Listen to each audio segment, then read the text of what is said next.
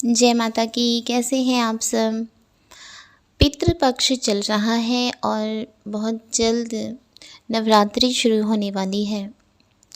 कुछ दिन रह गए हैं नवरात्रि शुरू होने में। ये बहुत बड़े नवरात्रि साल भर के माने जाते हैं। तो बहुत से लोग साधक भक्त ऐसे हैं जो नवरात्रों में भगवती का स्वरूप घर में लाना चाहते हैं। कुछ भक्त जो हैं वो माँ दुर्गा का स्वरूप घर में लेके आते हैं, माँ दुर्गा की मूर्ति घर में लेके आते हैं। परंतु कुछ लोग ऐसे हैं जो कि माता काली की मूर्ति घर में लेके आते हैं। तो मैं आपको बता दूं कि मूर्ति घर में लेके आने से पहले आपको क्या क्या तैयारियां करनी चाहिए और घर में लाने के बाद किस प्रकार से माँ का पूजन करें, है ना। भोग प्रसाद क्या दें, क्या वस्त्र उनको पहनाएं, इन सब की जानकारी आज मैं देना चाहती हूँ आपको, ताकि आप कहीं भी कोई भी त्रुटि ना करें। अगर आप माँ काली की मूर्ति घर में लेके आना चाहते हैं तो सबसे पहले गुरु धारण कीजिए, क्योंकि माँ काली गुरु के बिना नहीं चलती हैं।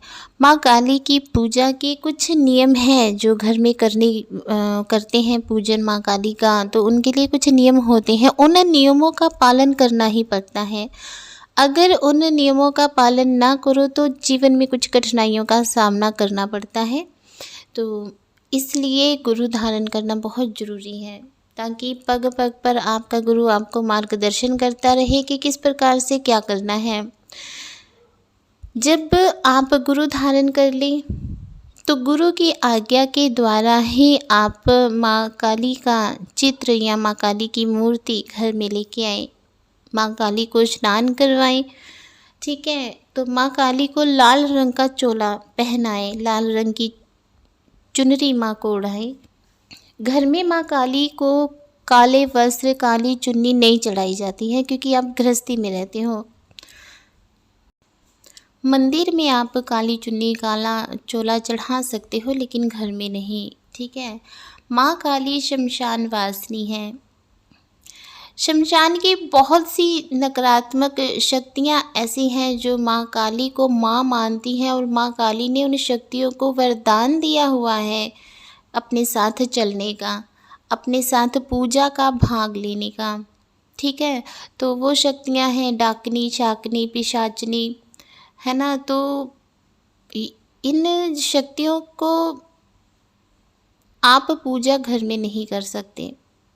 आप माँ काली की मूर्ति घर में लेके आए हैं, माँ काली की सरसों के तेल की जोत जगा रहे हैं, परंतु अपने भोग प्रसाद जो देना है वो अपनी मर्जी से नहीं देना है। क्योंकि माँ को भोग प्रसाद में आप मेवा चढ़ा सकते हैं, फूल चढ़ा सकते हैं, फल चढ़ा सकते हैं। आप माँ काली को पतासे का भोग लगा सकते हैं, आप माँ काली को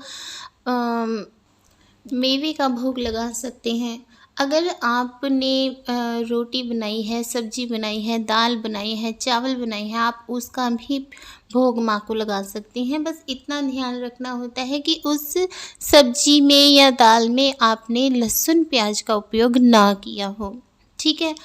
और दूसरा, आप माँ काली को लौंग नहीं चढ़ा सकते हैं घर में। आप माँ काली को नींबू का भोग नहीं लगा सकते हैं, क्योंकि जो नींबू है वो नर मुंडों का प्रतीक माना जाता है। कलयुग में तो ये पॉसिबल नहीं है कि आप किसी नर का शीश काटे और भगवती को चढ़ा दें, ऐसा नहीं हो सकता, क्योंकि ये एक अपराध है। ठीक है, तो इसलिए नींबुओं की माला चढ़ाई जाती है, या 2 जोड़ा नींबू का चढ़ाया जाता है भगवती के सामने, उसको काटा जाता है, उसका भोग दिया जाता है, क्योंकि ये भी नरमुंड का ही प्रतीक माना जाता है। नर बलि जितनी ही इसकी आपको फल प्राप्त होता है। लेकिन आप घर में इनका भोग माँ को नहीं लगा सकते हैं। अगर आप भोग ये देना चाहते हैं, नींबू की माला चढ़ाना चाहते हैं, तो आप मंदिर में जाकर नींबू की माला चढ़ा सकते हैं, घर में नहीं। आप लौंग नहीं चढ़ा सकते हैं, उड़द की दाल नहीं चढ़ा सकते हैं, ठीक है, काले तिल नहीं चढ़ा सकते हैं, क्योंकि ये भोग प्रसाद माँ का नहीं है। ये वो शमशान शक्तियों का भोग प्रसाद है, जो जाने अनजाने आप घर में माँ को लगाना शुरू कर देते हैं। तो वही शक्ति आकर फिर तांडव मचाना शुरू कर देती हैं, जिसकी वजह से घर में कुछ ना कुछ दिक्कतों का सामना आपको करना पड़ता है। इसलिए मैंने कहा था कि गुरु की आवश्यकता होती है माँ काली की पूजा में, क्योंकि माँ काली बिना गुरु के नहीं चलती। आपने माँ काली का स्वरूप घर में रखा है और कुछ दिनों बाद ही आपके घर में लड़ाई झगड़े होने शुरू हो गए हैं, कुछ कठिनाइयों का सामना करना पड़ रहा है, तो आप समझ जाइए कि माँ काली की कृपा आप पर होने लग गई है और माँ आपकी परीक्षा ले रही हैं। अब उन परीक्षाओं से तो गुरु ही निकाल सकते हैं, है ना? बिना गुरु के ज्ञान नहीं मिलता है। अगर आप स्कूल में जाते हैं परंतु आप किसी टीचर के पास बैठते ही नहीं हैं, किसी टीचर से आप कुछ सीख ही नहीं रहे हैं, कोई मैथ का सम नहीं करना सीख रहे हैं, फार्मूले नहीं सीख रहे हैं, तो आप बताइए कि आप परीक्षा में कैसे पास होंगे? आप स्कूल की परीक्षा में भी पास नहीं हो सकते हैं बिना टीचर के। तो गुरु की तो आवश्यकता आध्यात्मिक जीवन में बहुत पड़ती है। गुरु ही आपको बताते हैं कि किस प्रकार से आप भगवती द्वारा ली गई परीक्षाओं से बाहर निकल सकते हैं। परीक्षाएं लेने वाली भी भगवती होती हैं और परीक्षाओं से बाहर निकालने वाली भी भगवती ही होती हैं। भगवती जब चाहती हैं तो भक्त जो है वो परीक्षाओं को पार कर लेता है, सफल हो जाता है परीक्षा में। भगवती परीक्षा इसलिए लेती है क्योंकि वो चाहती है कि मेरा जो भक्त है, मेरा जो पुत्र है, वो अब आध्यात्मिक जीवन में और आगे बढ़े। इसलिए भगवती परीक्षाएं लेती हैं, जिसमें डरने की कोई बात नहीं है, बस संयम रखना होता है। अपने गुरु के बताए हुए हर वचन का पालन करना होता है। ठीक है, तो अगर आपने भगवती का प्रतिमा घर में रखी है, आप उनकी पूजा कर रहे हैं, तो नवरात्रों में हवन ज़रूर करवाया करें। ये बहुत शुभ होता है, घर में सकारात्मकता आती है, नेगेटिविटी दूर होती है, पॉजिटिविटी का वास होता है घर में। अगर आप माँ काली की पूजा कर रहे हैं तो आप शनिवार मंगलवार माँ को हलवे चने का भोग लगा सकते हैं, उससे माँ बहुत प्रसन्न होती हैं। माँ को श्रृंगार का सामान आप चढ़ा सकते हैं, परंतु इतना याद रखना है आपने कि जो आपने माँ को श्रृंगार का सामान चढ़ाना है, वही श्रृंगार का सामान चढ़ाना है आपने जो आप घर में खुद यूज़ करते हो।